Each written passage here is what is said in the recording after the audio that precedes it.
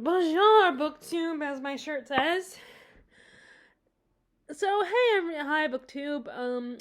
Since it is the month of Valentine's Day, which I already talked about this in another video that I learned a few weeks ago, a couple of weeks ago, at the beginning of the month, at Saint Valentine, I learned like more details about that and how like a Roman Caesar had put this law out that about the no allowing no marriages.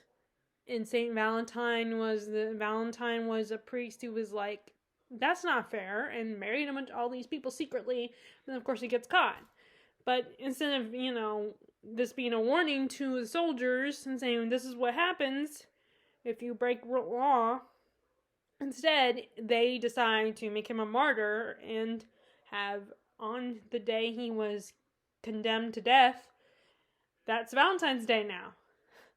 It's a little morbid, but at the same time kind of nice too. But anyway, so I thought, I don't read a lot of romance, but I do read books with romance in it, with romance as part of the plot. So I thought I would share all my some of my favorite romances. And I tried to stick with kind of trying not to include ones that I mentioned before, but I probably haven't mentioned some of these before. So that's because I'm kind of picky about my romance and the couples that I fall in love with. So, and it's also a lot of them are from TV and movies anyway. Not these. I'm sticking to books with this, but a lot of my favorite couples are on TV shows and movies, and some of them do have book, and some of them do come from books originally and were just adapted, or some of them were turned into comics and graphic novels like Buffy. But anyway, okay, so let's talk about my favorite couples. Let's go with the most famous one that most people love first. And that is Darcy and Lizzie from Pride and Prejudice. This is a classic. This is most people's favorite Jane Austen novel. Elizabeth and Darcy are so great. They have this witty back and forth repartee between the two of them, just constantly bickering with each other. I mean, they're the original hate to love couple. Although I don't think they hate each other necessarily. I think people just say hate to love because it's catchy to say hate to love, and but I think they just had these ideas about each other that were wrong, were bad first impressions, which according to Becoming Jane, that was one of the one of the original title options for this book. I don't know if that part's true though. But Darcy and Elizabeth are just so delightful. Like I said, the witty banter between them is priceless. They are kind of a little bit opposites attract. She's a little more sociable, not as vivacious as her sisters Kitty and Lydia, but she's still very more sociable than he is and very friendly. But of course, I guess she kind of has to be because of the whole you got to find a husband. But she's also very smart. She's well read. She loves reading, which is one of the things that they have in common. I think he was a reader too. And they're just, while he's very antisocial and just very reserved. And I think a lot of times you see this trope all the time where a person is like fascinated and amazed by the person that is their opposite in personality, because in a way maybe they want to be them or have that confidence that they have or have the skills that they have. Now I do admire her for staying loyal to her family when he's very critical of her family and is kind of I like you despite that they're annoying, which yeah, I mean, you made a point, they're kind of obnoxious, but you love your family no matter what. They're your family. Like, unless they're horrible, abusive people, you're gonna love your family no matter what. And I love that Lizzie stayed loyal to them. Which brings us to another thing that the two of them have in common, is that they both are very loving siblings. They take care of and protect their siblings. And in a way, I imagine he sees Bingley as like a brother. and Darcy does. So he was very protective of Bingley, as thinking that Jane, because she's reserved herself, is very quiet and not as open with her feelings, he's thinking, oh, Jane doesn't feel as strongly as he does, so I don't want to see him get hurt. Which, can't blame him, but, he doesn't understand that that's just Jane's way. She's just a very shy person. And that's why her and Bingley are so perfect together, by the way. And it kind of really taints his, it really is one of the things that, takes any favor away, favor of him from Elizabeth, because, this is her sister, and she loves her sister more than anything. And then Darcy, when you find out what Wickham did to Darcy's little sister, he's just like, and he's still, that was, you can totally understand and don't blame him for being like, I don't want my sister to be, stuck to this guy, or to be, have this reputation because of this asshole. And you can't blame him for not liking him. And I guess in a way, it wasn't like Lizzie needed to know about that. It wasn't like her business, technically, until, she became his wife at the end. So you can't blame him for not wanting to talk about it. And, but he does eventually tell her. Because he does, he has fallen so hard for her that he wants her to know the truth, that there is a good reason for why he's so cold to Wickham. And he willingly puts his sisters, out there, and puts their personal stuff out there to Lizzie, because he really, you can tell he's really fallen for her. And he definitely made, that was so much better than his first proposal to her. That was just plain bad. But,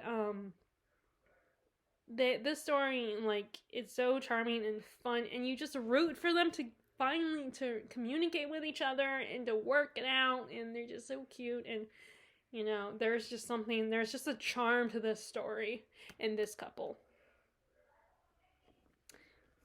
Okay, and then we have a fantasy couple, which it's a mixture of classics and fantasy couples in right here. That's mostly what I read. That is Vin and Elend, or Eland. I never could figure. I used to know I think it's Elend. And now romance does not factor in a big way in this. And I think it just is an example of how guys, I hate to say this because I think, it's a little unfair of a judgment in a way to be like, oh, girls only write romance. Now, I'm not saying that we obviously don't only write romance, but I think we're better at the romance than guys are, in all honesty. I know, I think Nicholas Sparks probably had a lot of help from his wife when he wrote his books, because all of his books are romance, but anyway, so it's not heavy on the romance, but Vin and Ellen's relationship is just so cute when it is there. They connect, she's, again, opposites attract.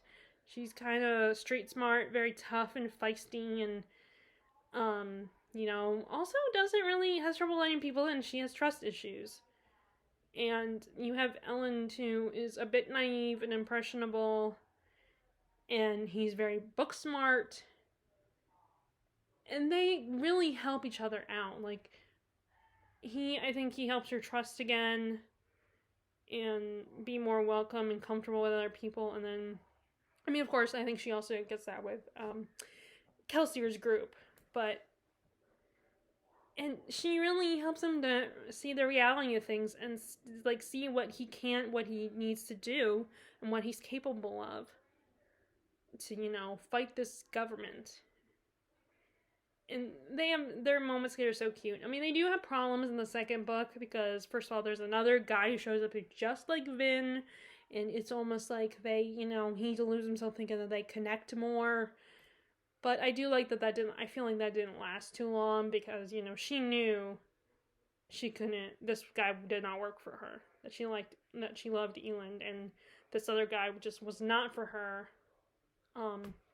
Although it has been a while, to be fair, since I read this trilogy, so maybe after I read the new one, the Mistborn Era 2, I will reread this. I've debated. I keep going back and forth because like I do want to eventually get different size copies of this book trilogy, but I don't know when that will be, when I'll get them. I mean, I could always. I mean, they are at Books A Million. I could get those other covers, but I really like the UK editions.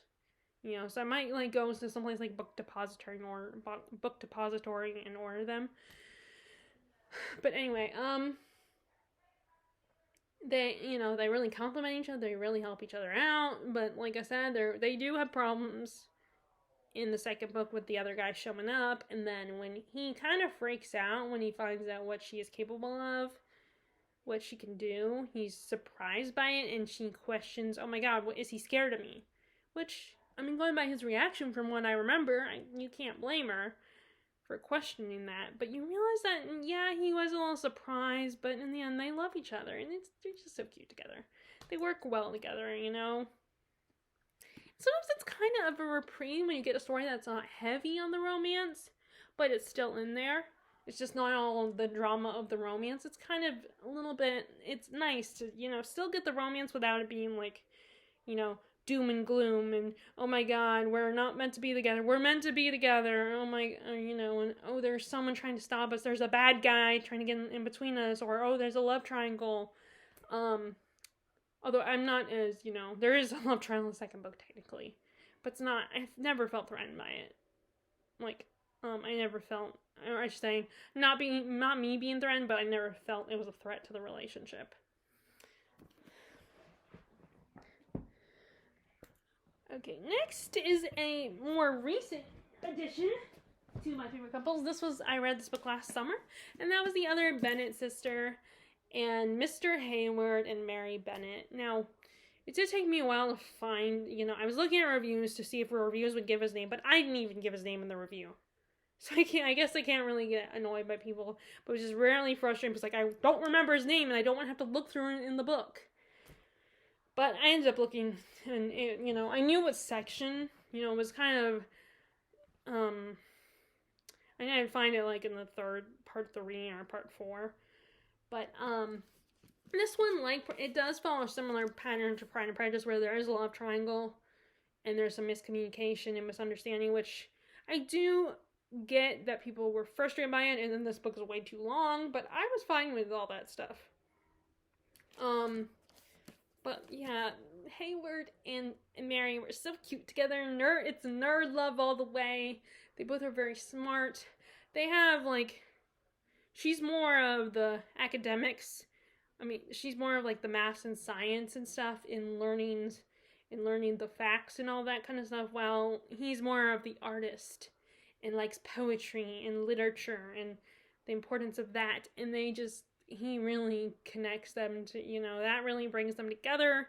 But of course, there's, someone comes between them a little bit. And he just really helps bring out her confidence, and, like, they're so cute. They're just adorable together, and just, like, I was rooting for them the whole time, and I love the parts when they're, until someone ruins it, and gets in the way, because he's so charming and thinks, oh, Mary, you know what, actually, the love triangle, the love triangle story kind of reminded me of, there was a Hallmark Christmas movie, I can't remember what it's called, it's with, Danica Keller, where it takes place in Washington, D.C., and she goes to the house of a rich family. The grandmother is, getting older and getting ill, and, she's trouble moving around. They have this big, huge house, and her 3 children are like, okay, we need to sell the house, or at least the oldest son is like, we need to sell this house so she can live in a smaller place and less for her to worry about. So Danica Keller's character, she sells houses, helps make them look better, and helps put them on the market, and, like, she's caught between the woman's 2 sons, and one of them is kind of charming, and a ladies' man, and just, like, an adventurer, and and then you have the other one who's more reserved and quiet. He's a bit of a workaholic, but he's really sweet, and, he's a nice guy. They're both really sweet, and, he's romantic and stuff. But the other one is, like, more reserved and standoffish, and, like, the romance reminded me of that romance in that movie, in that Hallmark movie. Where, you want one of them to just, and I was like, just why don't you go away to the one who's all charming and automatically, oh, I will sweep her off her feet because I'm charming and good looking and adventurous, and just automatically assumes that she would fall for him, and that's not the case.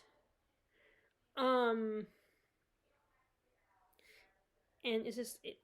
but either way, it's so much fun. I really like the story, and the romance was like perfect. It was just a little plus. The fact that the romance was really good was just a plus to this amazing story about a character that was overshadowed in the original source material.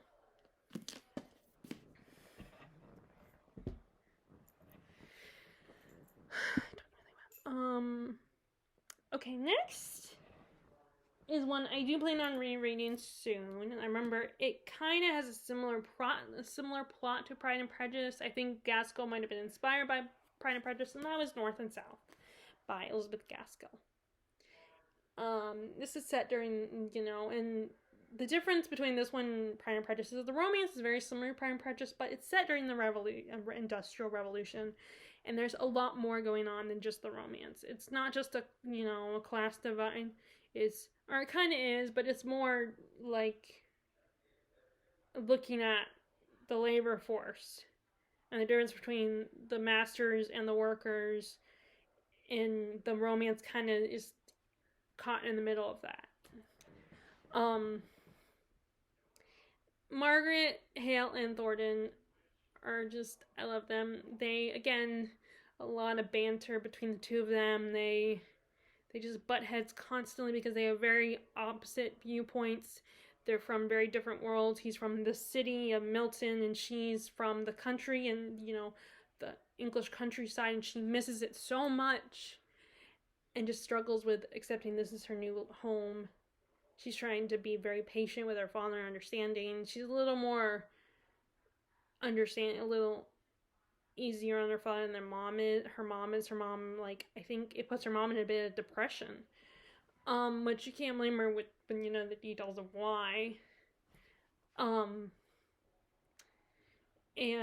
But these two, like, and they have his mother is, the hawk guarding the nest.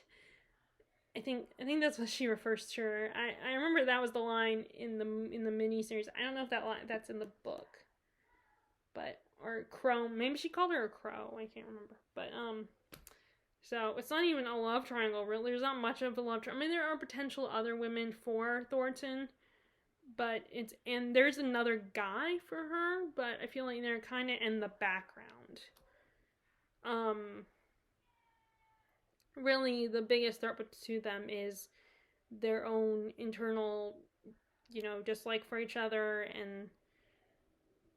and then, of course, he falls for her first. He admits his feelings first, and then she's being very stubborn, and she's like, I can never fall for you, and because she just does not like his viewpoints. But then, like in Pride and Prejudice, the two of them grow and get to really know each other and see each other's point of view and understand each other. And like I said, what came between them was the mom more so than anything. She's very protective of her son. It's just her son and his sister. So she's very protective of him. And it's just, but I just love them. I love watching them grow to get to know each other. And I first fell in love with them via the miniseries, so that makes me love them even more in the book. Although I prefer the miniseries ending over the book ending. But anyway, this is of them. But yeah, this is just great. I love them. I love them even more than Elizabeth and Darcy. Okay, so then we have, some of the other couples I don't have books anymore. That is the couples in Caraval and the sequel series from Caraval. The sequel series of Caraval. So first let's have Evangeline and Jax. Okay, so these two have some issues, but you know what? It's fantasy. There are, as Sam from Thoughts and Tomes says, there are different rules of fantasy, you know. And, you know, it's just, you can just imagine. It might not, no, it's not relationship goals in real life, but it's kind of fun to just imagine, and it's just more like entertainment. The two of them, Jax and Evangeline, you know, logically, maybe they shouldn't be together. And oh my god, Jax is so frustrating because he just keeps going back to Tella. He keeps wanting to go back because he thinks she's the only one who could save him. It just drives me crazy, and I don't know what's gonna happen. I mean, I feel like I can trust the author that she won't totally tear them apart, like that she'll give them a happy ending in the last book. But they are so cute. Again, another couple that's full of banter. I love couples where there's a lot of banter. Not just I like the flirting couples that are like, they're not arguing, they're not like sniping at each other, but they're playful flirting. I like that too. But I also I like it when it starts out as just banter and butting heads. It's much more fun. And I know I'm not the only one who likes that. But the two of them are just Jax, and they really mesh well together. They really help each other, and I think they bring out the best in each other. She makes him better. Makes him, it makes him more human. And like, I feel like Tella didn't really do that for him. Like, she was like, I think she's his true love and not Tella.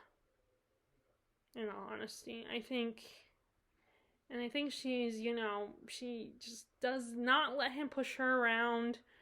Yeah, he can still kind of manipulate her and mess with her, but she also is not like taking his crap, his bullshit. She fights back. But he's also really sweet with her, especially the part when the cat, the stuff in the tree house or whatever it was. I can't remember. I think it was a tree house type of thing, this huge tree house. All those moments were just really so sweet, and it's so sad, what happened, how that didn't last that long. And and I just really want things to work out for them. And it's so sad how things turn out. And the cliffhanger, oh my god, that cliffhanger!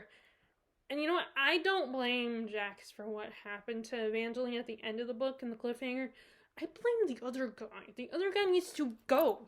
He can go jump off a cliff. That Prince guy, Prince Apollo, he could jump off a cliff. I don't like him. I was okay. I was amused by him in the first book. He was okay, but by the second book, he just got annoying, and I wanted him to go away and not get between my couple and what he did to Evangeline. Like, I mean, granted, maybe that was Jack's fault. I don't know. I'm hoping it wasn't, because then that's going to taint them and lower them down the totem pole of favorite couples. If that was Jax's fault, what he does to her, but what Apollo does, but oh my god, what he does to her at the end of the book. It's not as bad as assault. It's not like that, but something a little more personal for me.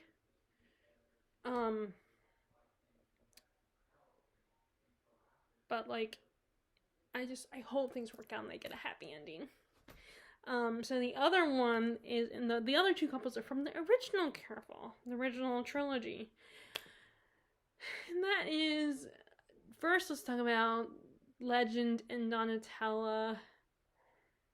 They are so great together. Again, they kind of have the same dynamic, a similar dynamic to Evangeline and Jax, where there's this banter between them, but then they have this chemistry between the two of them, and this whole, there's feelings there, and just like, but they're both incredibly, although really it's more Legend, just like with Jax, is the stubborn one, and is like, and oh my god, in the finale is so heartbreaking, but it's so beautiful at the same time, because, and the climax of that, and then, oh my god, and Legend is so charming and fun, and just, I just love them. They're so cute. And then you have Scarlett and Julian. Now this one is a little less like more of that kind of relationship where you get frustrated with it. You also, I got frustrated obviously with the other two, but this is more like the girl is just overly cautious and won't let herself go. And I think Julian definitely helps her let go a little bit and not be so worried about Tella all the time and that she deserves to be happy. But I feel like comparing them to Tella and Legend as a couple, I feel like Scarlett and Julian kind of suffered a little bit. And I know a lot of people don't love Scarlett. I personally love Scarlett as the main character, in the first book. And I feel like I agree she needs to cut loose a little bit, loosen the reins on her sister. But I can understand where they're coming from. But I definitely I feel like Julian definitely brings out another side to her, a more loose side, a more comfortable side, and I really want to get more of them because I feel like it wasn't balanced out well between the two couples in the original Caraval trilogy. But I still love them. They're still on this list. Stop doing that. And then we have another one that I don't have a physical copy of, but I just started re-listening to this series. I don't know if I'm going to continue on after the third book. I might. Because, a lot of people are going to give me, I'm kind of intrigued by some of the other couples that are introduced. And I want to know how things are going to work out with one of the characters and two of the other guys. But, Freya and Rhysand, I don't care what other people say. I love them as a couple. They may have their issues, but Tamlin and Freya were worse than them. Rhysand is so much better of a guy. Yes, he played his part really well and was just kind of a douche to her, and the way they meet is not that great. But you know what? I don't care. I still love them. You know what? I am allowed to love them. Look, I am an adult, so I know that, no, these are not relationship goals, but this is fantasy. It's made up. There's magic and stuff like that anyway, so I like them. And so they are so cute together.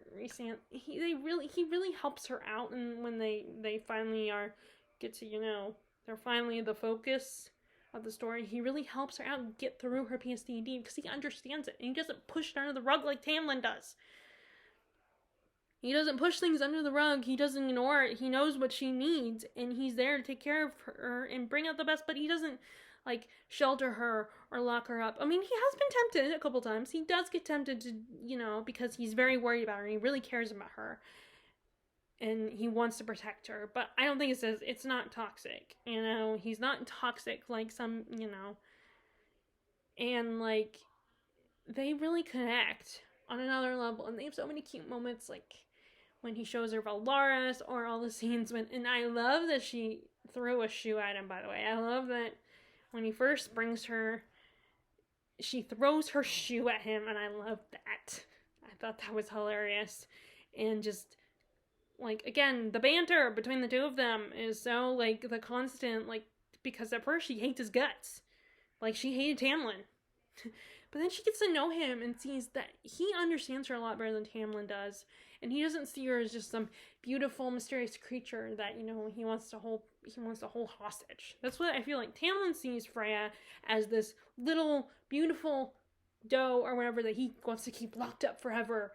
And he doesn't want to share her with anyone. And that's unhealthy to me. And while Rhysand sees that she has so much potential and she's so strong, and he wants to help her get better and find and heal, because after the ordeal she goes through at the end of the climax of the first book, and like I said, when he shows her Valaris and the training fights are so awesome, and just the back and forth, and how she really blends in well with his family, really connects, and they really become attached to her, and they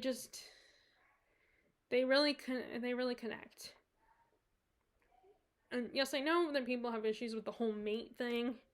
It's you have no free will, and I think that's why people don't want Elaine and Lucien together, because he's just oh my god, you're my mate. And which it's so funny. I love the whole funny comparison to Oprah giving everybody a car.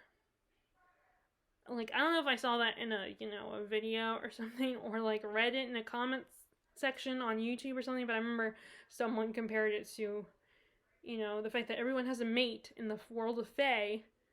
They compared it to Oprah being like, you get a car, now you get a car, and you get a car.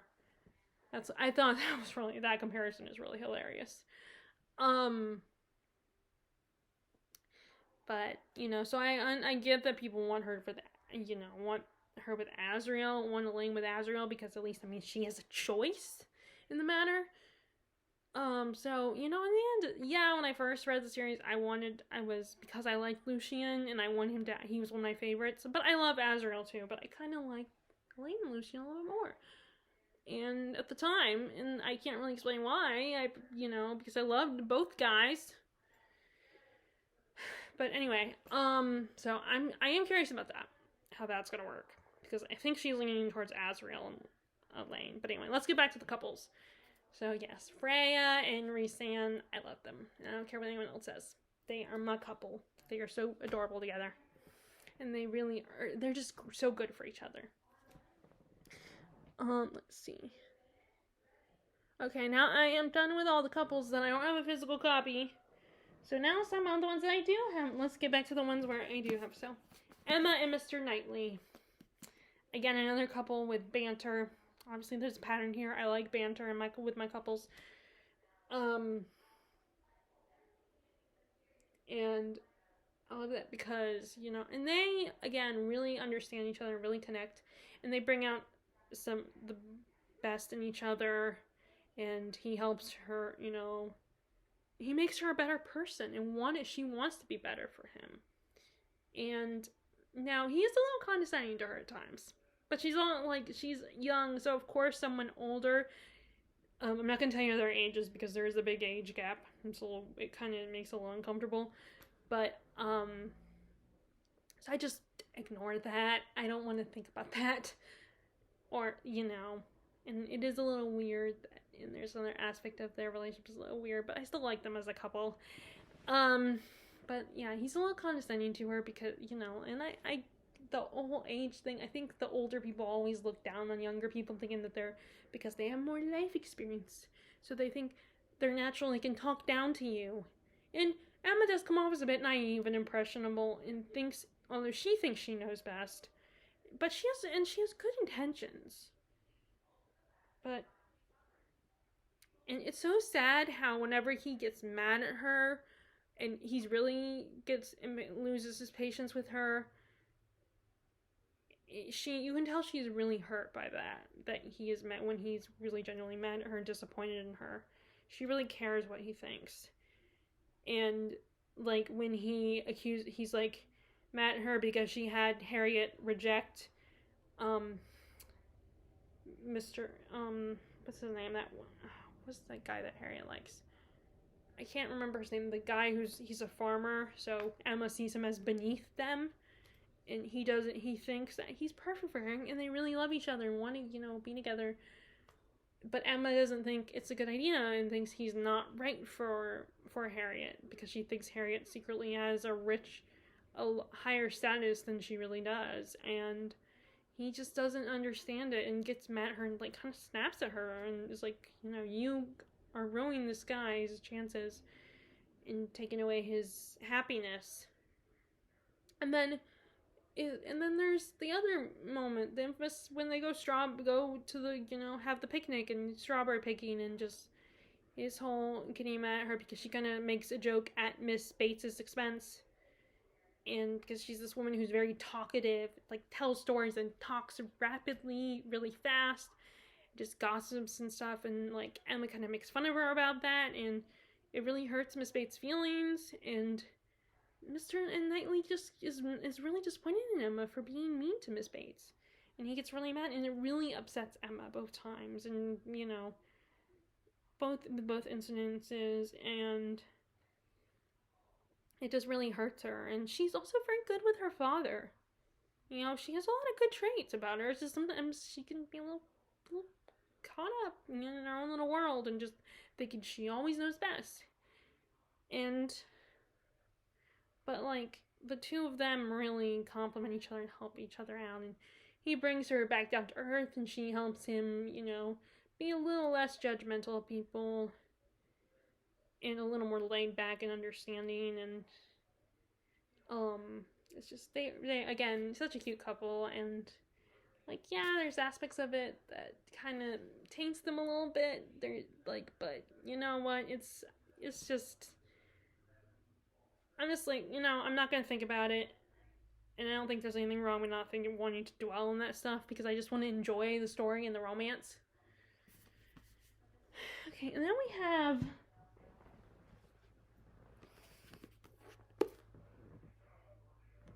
Tandri and Viv.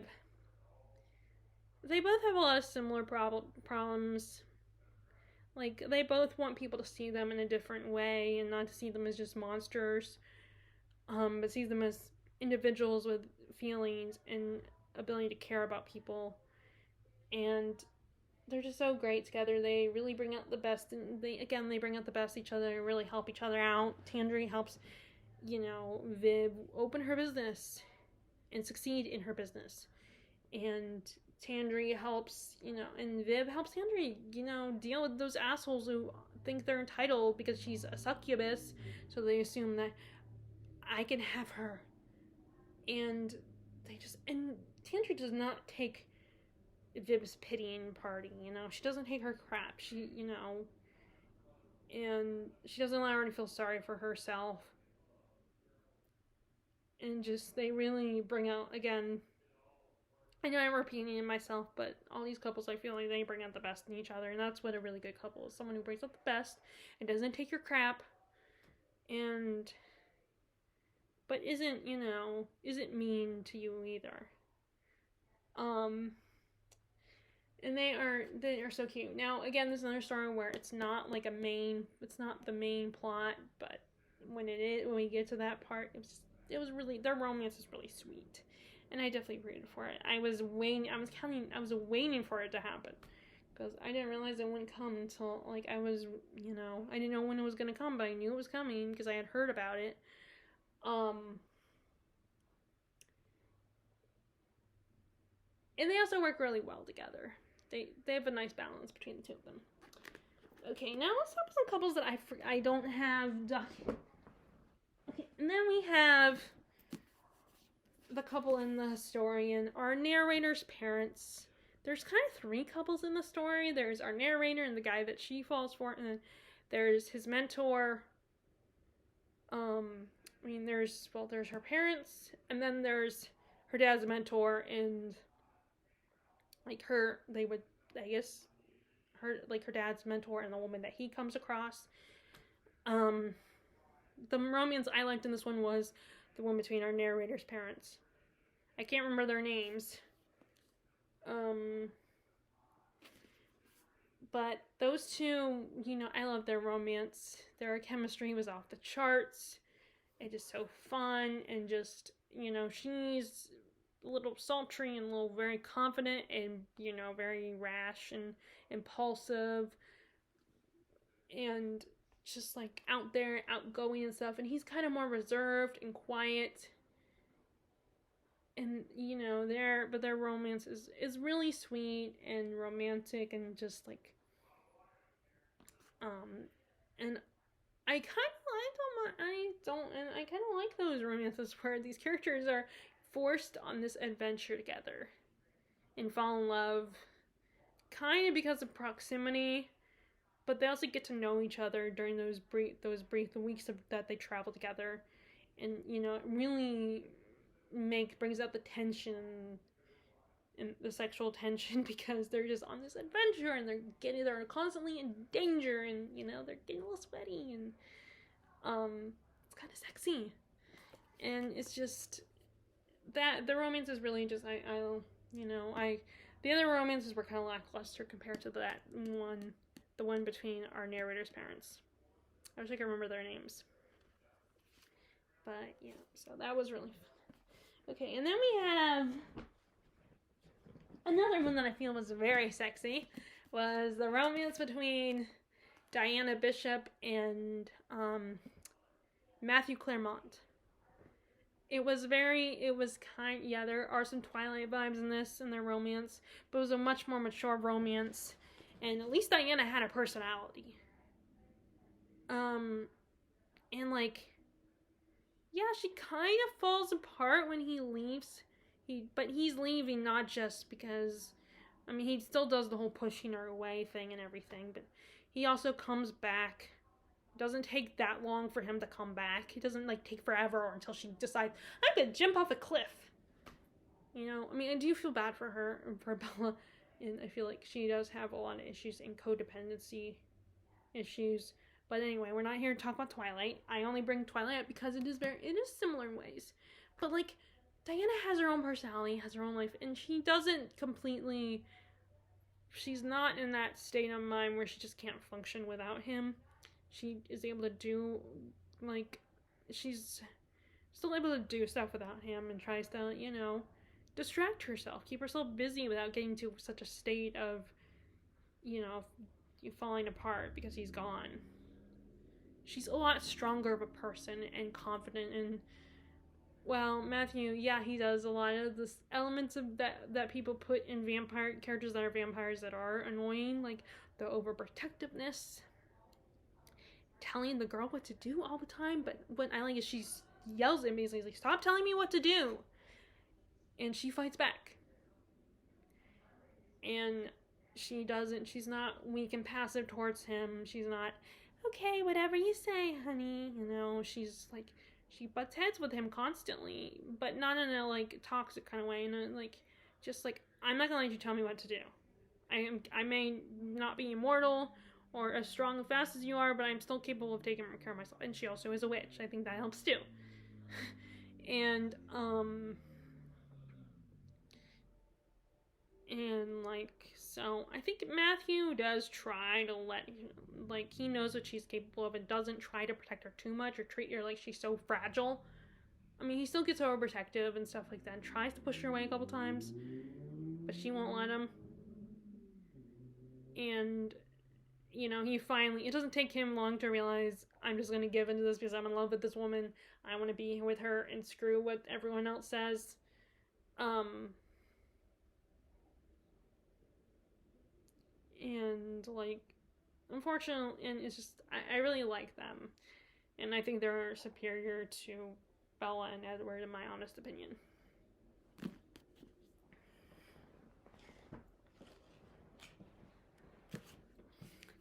Okay, so then we have Dorothea and what is his name? I cannot remember his name. The guy in this one, the nephew. She, like, it starts out with her thinking that she should marry Mr. Casaubon, who's a priest or whatever, a man of the church. She thinks it makes the most sense. He's well read. He's a man of the church. You know, he's wealthy enough that she'll be taken care of. He's intellectually her equal in her eyes, but she doesn't really. It's just, but then she realizes a little too late that he's kind of not for her. He's kind of like not her type.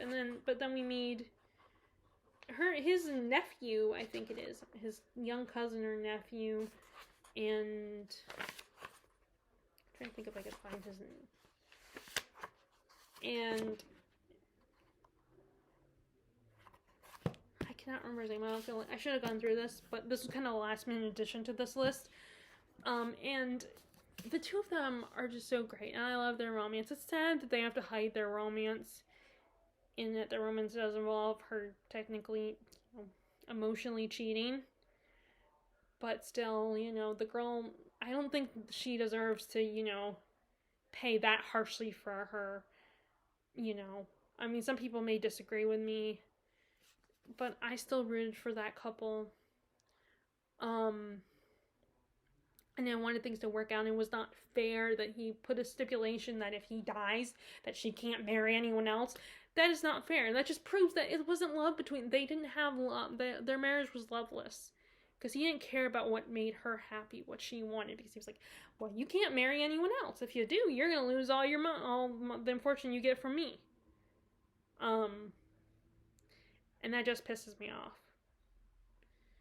but her and the nephew really connect. I'm sorry, I cannot remember his name, but they really connect. Yes, there's a little bit of, there's some banter between them. Again, I love banter with the couples, but she just slowly falls for him because they get each other, and there's admiration between the two of them, and there's such a really strong connection between the two of them. They really bond over a lot of things, and they're really sweet. And I'm just sad that she realized almost too late that he's the one she should have married. Of course, she didn't meet him until later in life. I mean, she jumped the bandwagon right away because she figured, oh, Caspon is my equal, And I mean, I'm glad that she didn't marry the other guy, thinking about now, because she probably wouldn't have been happy. I mean, she might have been content, but she would get frustrated with that other guy's, the other option in the beginning of the book. Which, I want to read this again soon. As you can see, I already started my reread of it, but I need to pick it up again soon. But yeah, so I don't have a lot to say, obviously, because it's been a long time since I've read this. So, but I need to reread it. Okay, and then the last couple's, again, another new edition. And this is kind of more of a love triangle. But it's a love triangle that's not that bad. It's kind of a cute love triangle. Love triangle that's not annoying. And it's the Bill, Beverly, the BB commercial. I mean, love triangle. The Bill, Beverly, and Ben love triangle. I mean, that whole group is a bit of a love story. First, now they are, preteens in the beginning part of the book. They are between 11 and 13, so they're very young. So it's young love in the beginning. It's so cute. They're Ben develops a crush on Beverly. He's immediately infatuated by Beverly. And it's the one good thing, their friendship and the love between this group of kids is the one light in their lives when facing this monster. But this cute, so he has a crush on her and writes a haiku poem for her, which this kid is 11 years old and he wrote a haiku for a girl, and it's just so sweet and cute. And Ben is my precious bean. He's a book nerd. He loves to read. He wants to be an architect, and he's just so sweet. I feel so bad for him because he's bullied for his weight. That's one of his big problems in the story, is that, he's an overweight boy, and he wears sweatshirts to cover up his fat, and he's just, and he's so sweet. And he becomes obsessed with losing weight, and, there's a whole monologue about him telling his friends how he obsessed, and how he was just tired of the coach, the people his gym coaches making fun of him, bullying him, so he goes on this whole diet thing. And then she doesn't know who wrote it, and she thinks it's Bill, because Bill's her crush, and Bill likes her, and I can't even be mad at that, because first of all, they're so young, and it's cute too. They're cute too, and and especially because of what Bill goes through, he loses his brother. His brother is kind of what sets things, is the catalyst for him to want vengeance and go after it. And, so it's you can't be mad at that about him, and, just this whole, and that first love thing is just really cute. So I can't really be mad. I'm not mad about this triangle. I love this triangle. And like I said, this is a horror book, so the romance does not take over the story.